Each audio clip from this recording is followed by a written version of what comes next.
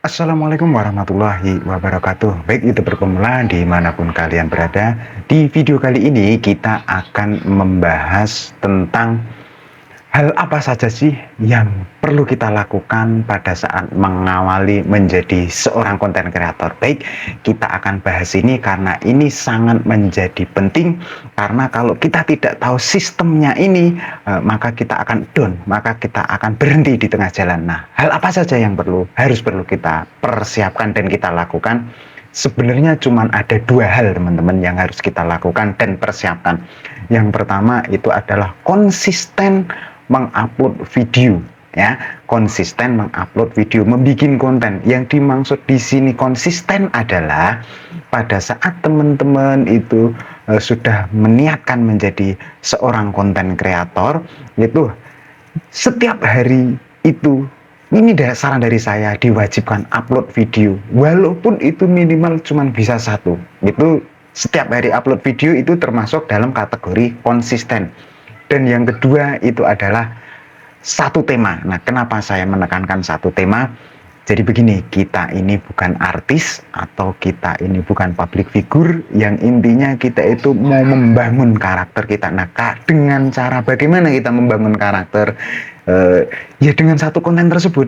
Jadi begitu ya teman-teman. Nah, yang pertama adalah konsisten, dan yang kedua adalah membuat konten dengan satu tema.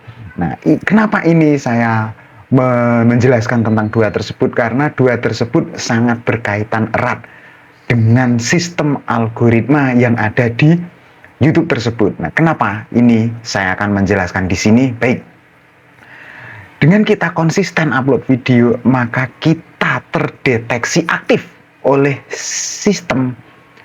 Sistem apa sih? Ya, algoritma tersebut, sistem di YouTube tersebut. Nah, kalau kita sudah terdeteksi aktif di sistem tersebut, maka video kita akan disebarkan secara acak. Kalau kita terdeteksi aktif ya, nah, itu berapa hari atau berapa lama video kita itu, atau konten-konten kita itu, atau akun kita, atau channel kita itu tuh akan terdeteksi aktif, itu tergantung kemasifan kita dalam melakukan interaksi di dalam konten-konten kita, gitu ya. Nah, pada saat kita itu sering upload video gitu, walaupun sekali lagi sehari itu satu kali atau dua kali atau tiga kali, semakin sering semakin bagus, tapi kasih jeda ya teman-teman ya. Itu semakin kita sering upload video, maka kita akan semakin cepat terdeteksi aktif. Nah, dengan terdeteksi aktif inilah maka konten kita akan disebar oleh sistem. Nah, gitu. Nah, kenapa kaitannya dengan yang satu tema tadi, gitu kan? Pada saat video kita disebar nih, video kita disebar oleh sistem, gitu. Nanti di situ video kita akan dikelompokkan oleh sistem. Nah, cara mengelompokkan sistem ini bagaimana? Gitu. Dengan cara audiens kita atau penonton kita mengeklik video kita. Ah, masa sih sistem bisa mendeteksi kalau kita satu tema, kan gitu kan. Nah, ini saya akan menjelaskan caranya. Sistem itu tuh mendeteksi kita satu tema. Jadi begini, pada saat ya, ini di layar depan ini anggaplah kita berada di beranda YouTube. Sebenarnya walaupun di PC ataupun di HP sebenarnya sama saja. Beranda di dalam di layar YouTube-nya gitu, beranda di YouTube-nya gitu ya. Jadi begini, pada saat kita satu tema nih, tema kita adalah mungkin memasak gitu ya kan ya. Tema kita memasak gitu. Ada penonton kita yang menelusuri di sini, mereka menelusuri cara memasak ikan gitu. Nah, mereka itu kan ngetik nih di mesin pencarian tuh, mereka ngetik nih gitu, terus mereka enter, mereka cari nih. Nah, pada saat di sini mereka men-scroll tutorial cara memasak gitu kan. Nah, di sini katakanlah ini video teman-teman nih, katakanlah ini seumpama nih, katakanlah ini video teman-teman gitu kan, mereka klik gitu kan, mereka ini video ini diklik begitu kan. Nah di situ sistem itu sudah mendeteksi bahwa video teman-teman adalah konten memasak berarti gitu ya. Makanya ini kenapa saya menjelaskan ini satu tema. Sampai di sini kira-kira sudah bisa dipahami ya. Nanti kalau belum bisa dipahami bisa ketikkan di kolom komentar. Oke. Nah, semakin sering orang mencari di mesin pencarian YouTube di sini nih, di mesin pencarian YouTube yang ada tanda kaca pembesar ini gitu kan, atau kan sama di HP juga sama tandanya kaca pembesar begini. Cara memasak.